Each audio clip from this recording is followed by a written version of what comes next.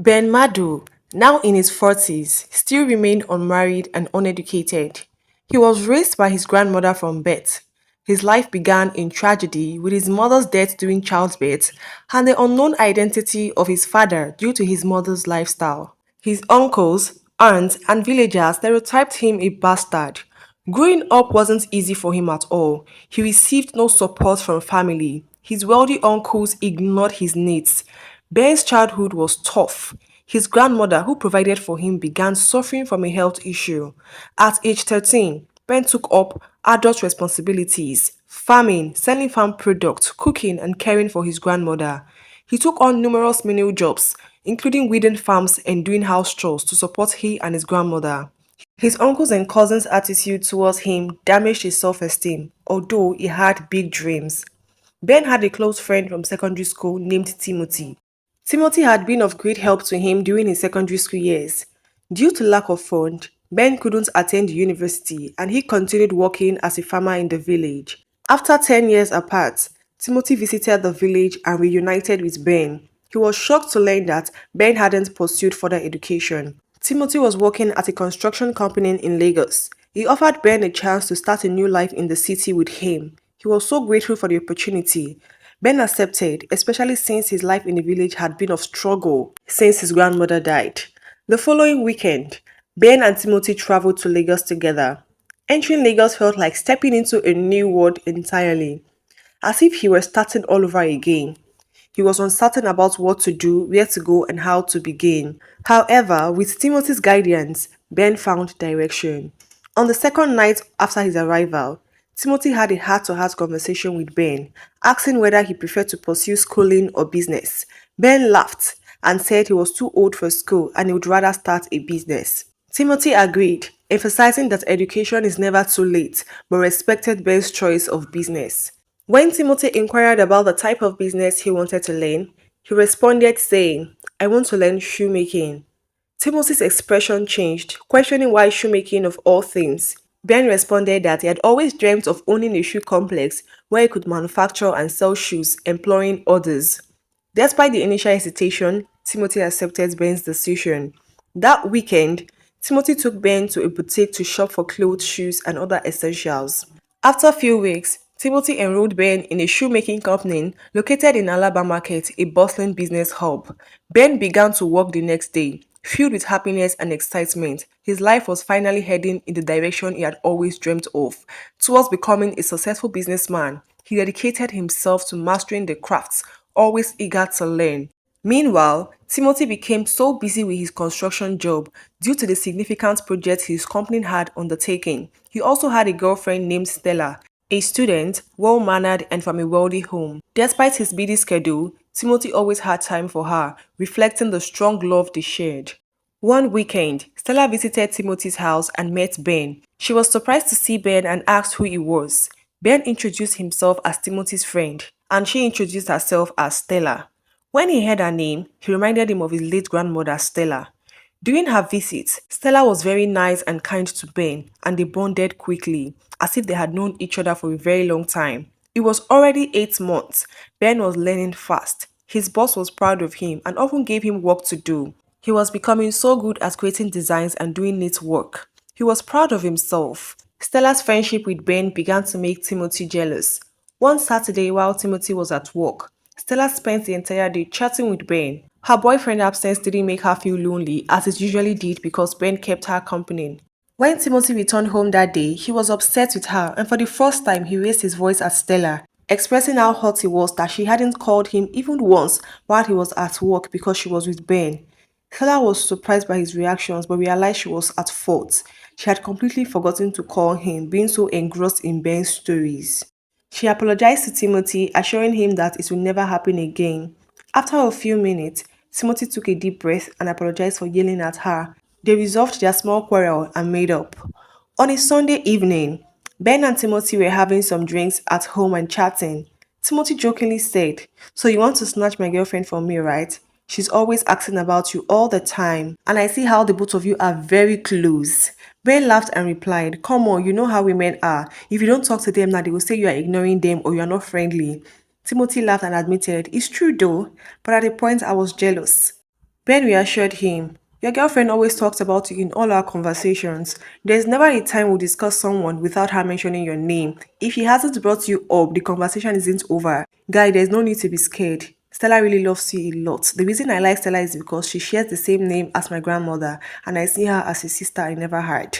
After their long conversation on Timothy's relationship with Stella, Timothy threw the question at Ben. How far, guy? Who are you seeing right now?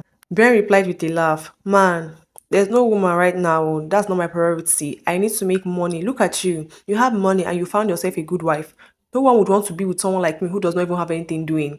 I need to focus on making money. You get the thing.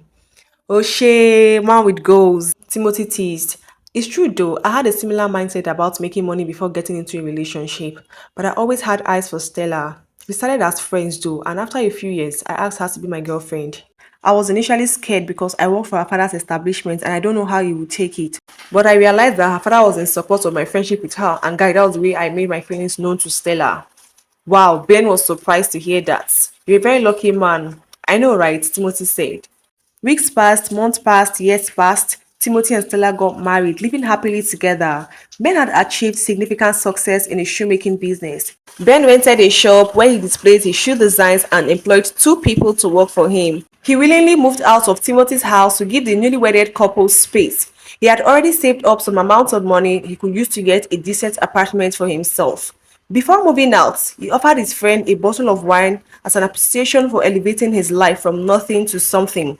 My friend turned brother, I am very thankful for everything you've done for me, for bringing me to the city, enrolling me in a craft, feeding me, clothing me, and giving me shelter. You are a good friend indeed, and I pray that God blesses you beyond your expectation for taking good care of me. I bring you this wine and 50,000 naira as a token of my appreciation to you. I know it's small, yes, but please manage it. I don't want to leave your house without doing the needful. I owe you a lot, brother. When I count my blessings, I count you twice. Thank you so much. Timothy and his wife smiled. Timothy replied, Ben, my brother, you have been a good friend to me ever since secondary school days. What didn't you do for me? Inheriting my punishment, taking punishment I was meant to take. You have always been there for me, and I can't see you suffer when I'm alive. You've been a good friend to me and the brother I never had. I can't wait for you to get married so I can tell your wife and children how much you've been a wonderful friend. They all laughed. Months passed. Ben started thinking of settling down.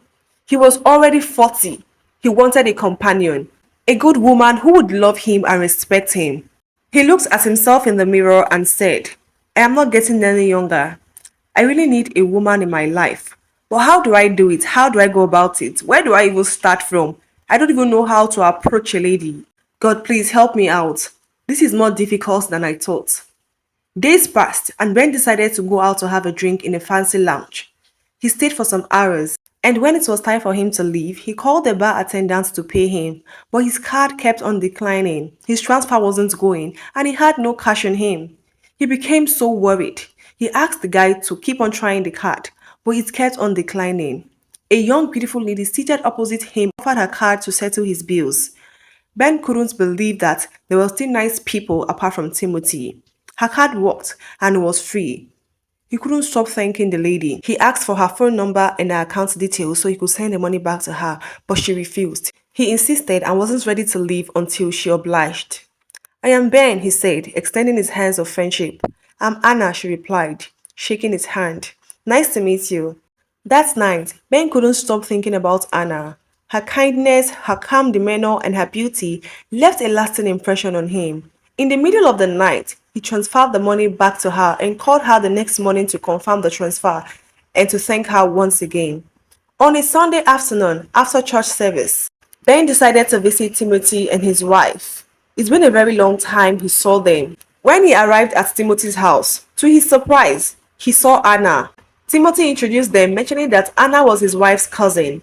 Anna, however, acted as if they had never met before. As Anna left the house, Ben pulled Timothy and his wife aside and shared his thoughts. I have met her before, and I like her, he confessed. She's exactly my type of woman, very calm and reserved. But she didn't seem to recognize me. Timothy's wife replied, Anna is very reserved. She's a lawyer and she has high taste for men. I don't think you would interest her, and even if you do, her father is very strict. He would never allow an uneducated man to befriend his daughter. Ben felt so disappointed but still determined. The following day was Monday, and Ben couldn't shake off the thought of Anna from his mind. He decided to call her, hoping to hear her voice and perhaps arrange to see her. After a few rings, Anna answered. Hello, Anna, it's Ben. Hi, Ben, Anna replied. I hope you're doing well. I was wondering if you might have some time this week. I would love us to meet. After a brief pause, Anna replied, I am doing well, thank you, but I'm very busy with work this week. I don't have time for hangouts. Ben felt disappointed but quickly masked it with understanding. I understand, Anna. You're very hardworking. Maybe another time then. Yes, maybe, she replied. Have a good day, Ben. You too, Anna. Take care. Throughout that week was a very busy one for Ben, but he was still hopeful. On a Friday evening, Ben received an unexpected call from Anna. He was surprised. He quickly answered. Hi Ben, it's Anna, she said. I just finished a major case at work and I have a bit of free time this weekend. If you're still interested, maybe we could see. Ben's heart raced with excitement. Of course, Anna, I would love to see you. When and where, please? They agreed to meet at a cozy cafe near the office the following afternoon.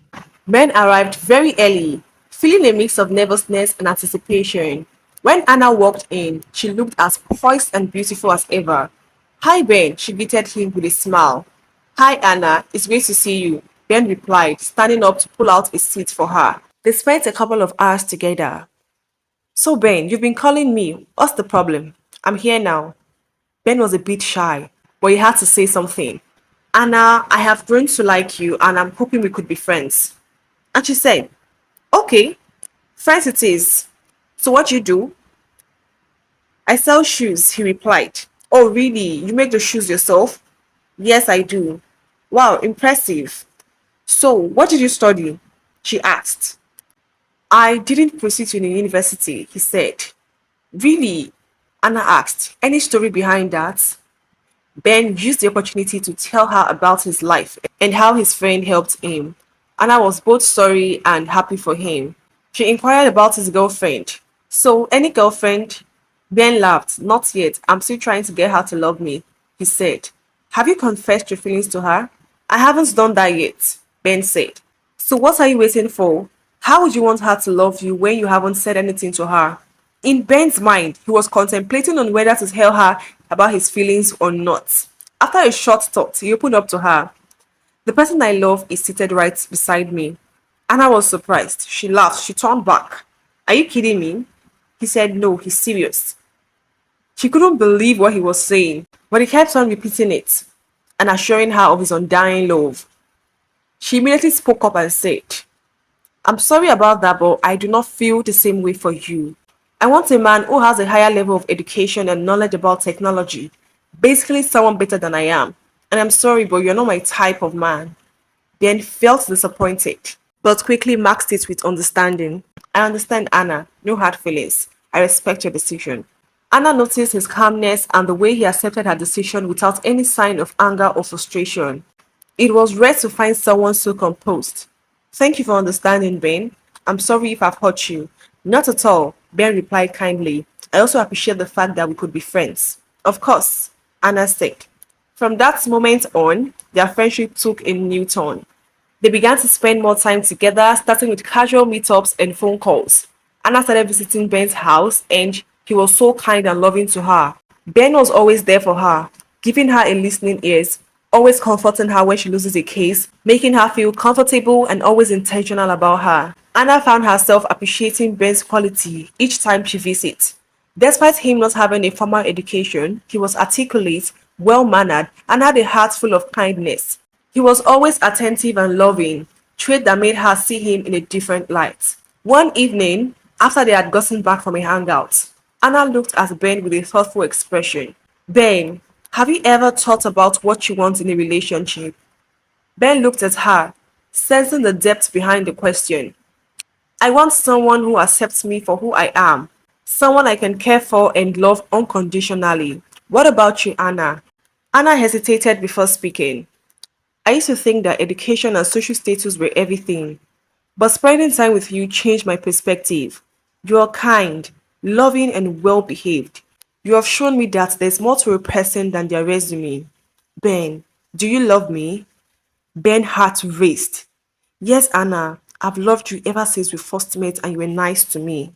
Anna smiled, a mix of relief and happiness in her eyes. I love you too, Ben. But there is something you should know. My father is very strict and has high expectation for my partner. It won't be easy, but I'm willing to fight for our love. Ben took her hands, his heart swelling with determination and affection. We'll fight it together, Anna. I am ready to prove myself to your family and everyone else who doubt us. From that day forward, their relationship grew even stronger. Anna admires Ben's dedication to improving himself and his unwavering love for her. She began to introduce him to her friends and colleagues, showcasing their relationship with pride. When it was time to meet Anna's father, Ben was nervous. He knew it would be a challenge, but with Anna by his side, he felt ready to face anything. Anna's father was initially skeptical, but over time, he began to see the genuine love and respect Ben had for his daughter. Through patience, perseverance, and unwavering support for each other, Ben and Anna proved that true love transcends societal expectations. They showed that with mutual respect and understanding, any obstacle could be overcome. Anna's father eventually gave his blessings, recognizing the strength of their bond and Ben's unwavering commitment. In the end, Ben's and Anna's love story became an inspiration to those around them, a testament to the power of love, determination, and the courage to fight for what truly matters. Thank you so very much, guys, for watching. Hope you enjoyed the story. Please do also like, share, and subscribe to Substance TV. See you all in my next video. Until then, stay splendid.